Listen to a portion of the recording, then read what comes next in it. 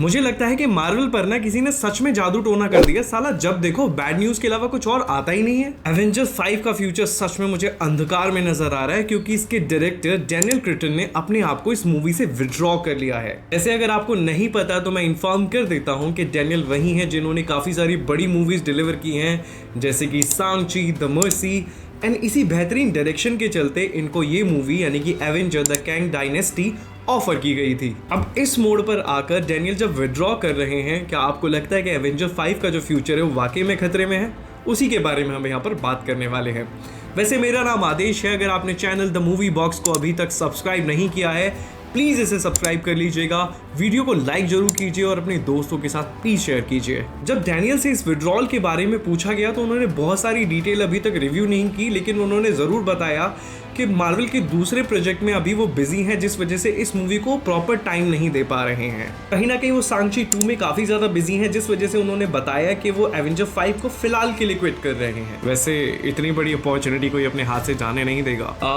वैसे मुझे नहीं लगता कि केवल एक यही रीजन है, क्योंकि हमको बहुत अच्छे से पता है कि जॉनथन मेजर्स पर चल रहे वो लीगल केसेस, एंटमैन 3 में कैंग को मिला हुआ लो रिस्पॉन्स फ्रॉम द ऑडियंस, कहीं ना कहीं मुझे ऐसा लगता है कि द कैंग डायनेस्टी के फ्यूचर को डार्कनेस की ओर लेकर जा रहा है। एंड ट्रस्ट मी, इसमें मार्वल फैंस को डिसअपॉइंटमेंट के अलावा कुछ और नहीं मिल रहा। वैसे मार्वल ने 2022 में इस मूवी को अनाउंस किया था कि 1 मई 2026 को ये मूवी रिलीज होगी, लेकिन उसके बाद में हॉलीवुड की वो स्ट्राइक, फिर ये केसेस, फिर डायरेक्टर का विड्रॉल। वैसे हो सकता है कि जल्द ही हमें मार्वल के एंड से कहीं ना कहीं रीस्केड्यूल डेट्स एवेंजर 5 की देखने को मिल सकती हैं।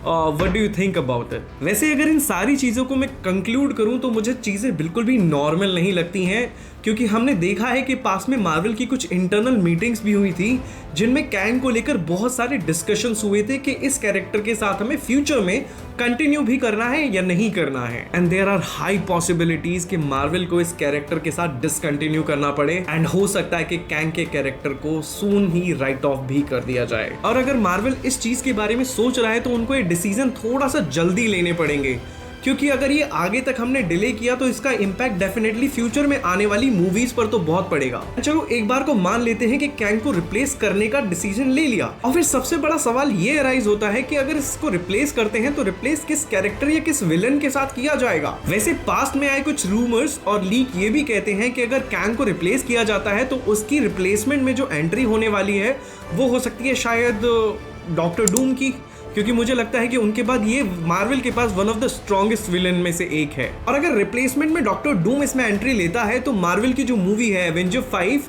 इसका नाम द कैंग डायनेस्टी से चेंज करके कुछ और भी रखा जा सकता है।